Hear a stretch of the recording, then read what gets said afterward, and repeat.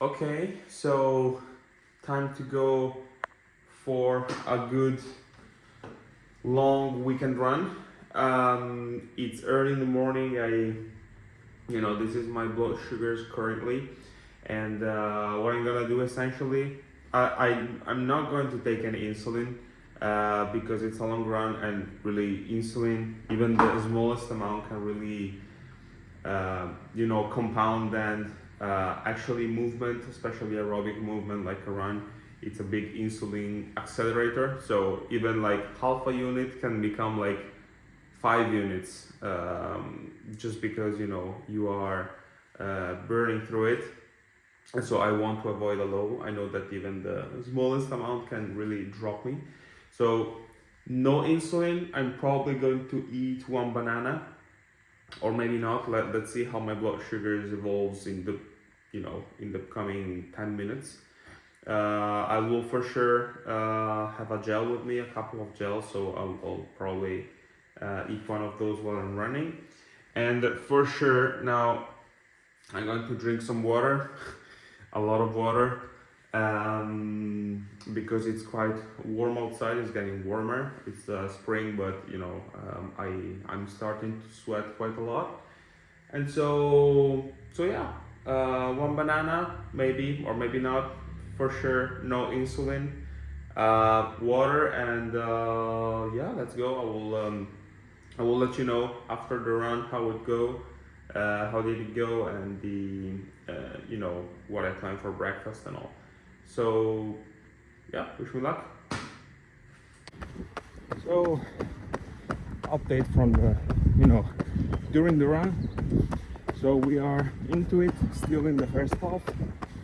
I did eat half a banana, just because, it's relatively low intensity today, but still 2 hours, and it's not usually a great idea in terms of overall fueling or recovery to just go empty stomach and everything. So even just for the placebo effect, I decided to eat a banana, although my blood sugars were around 170, and so now they are hovering 190, which is fair, but I'd rather have them 160, 70 when I'm out in long runs, so I can keep fueling, keep getting glucose tabs and gels. But today it is what it is, and then I'll just keep cruising. Let's see if I get one gel. I don't think so. Let's see at breakfast when I come back. So the run is done. 2 hours, pretty good effort. Although it was a little bit rough, a little bit more difficult than I expected. Probably because these low runs between bigger, higher volumes, weekends. Because you're going slow and you're kind of recovering between two big sessions, they, mentally that can be a little bit tougher to handle, and the time never seems to pass. So that's kind of what happened today. Anyway, right now is lunchtime, in fact, because between the run and then the shower, my hair is still wet, and just cleaning a bit. It's almost lunchtime, so I think I will have a kind of, I don't know, mixed lunch and breakfast, brunch. I guess that's how they call it. So I will first eat like the leftovers from yesterday. So the rice with some vegetables and some legumes. It's not that much. It's probably 50 grams of rice and around 30 grams of peas with some black kale and other vegetables. I will start with this. And then I have around 180 grams of whole bread. It's, again, I try not to eat too much bread in general, but on days like this, it's actually good because it's a relatively lower volume way of getting carbs and some calories in, because I burn a lot of calories. And also tonight I'll be traveling, so I'll probably not eat dinner, so I need to bank them in a little bit earlier. And here I have some coffee with some plain soy milk, no sugar, no anything. And maybe I will have some vegetables on the side, but a little bit later, because I don't want to mix like coffee and soy and soy milk and rice and then vegetables and then bread, so it's a little bit all over the place. Just like my meals anyway. And so in terms of the run, I was around 190 most of the time, and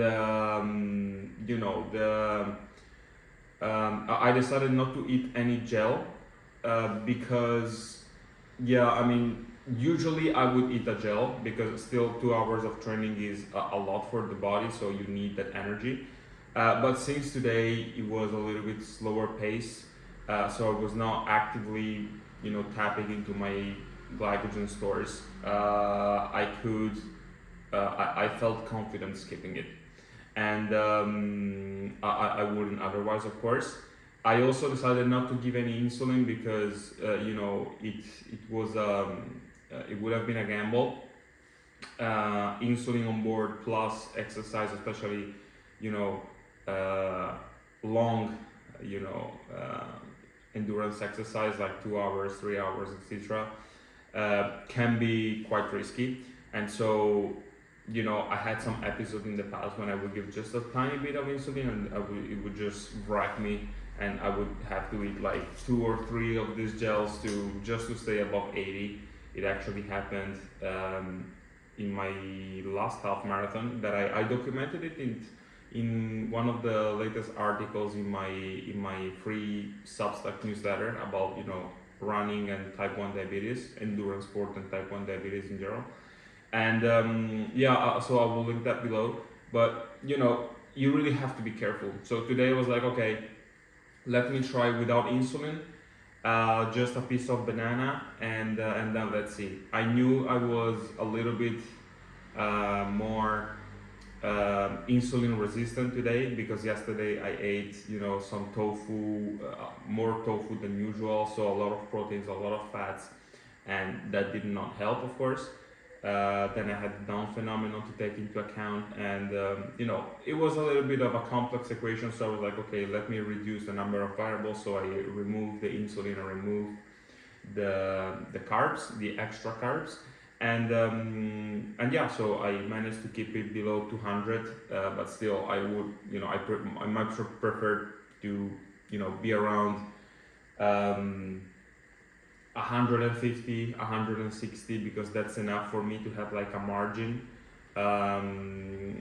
because usually of course the target is 110 or something like that, but during long runs, given also that the CGM is always a little bit in delay giving the readings, I prefer to have a buffer. So if I notice that I am a 120 and maybe trending low, I catch it before it's too late.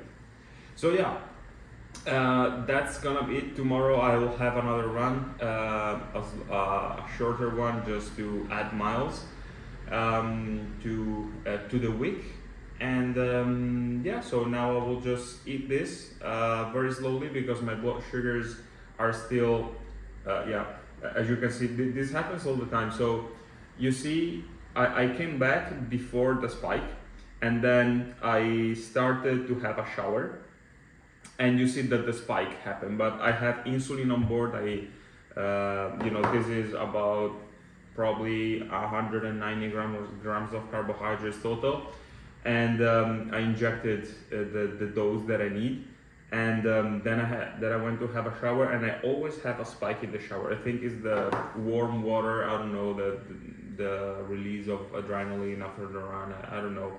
But then it goes up to 300, and then in 1 minute it comes down to 150.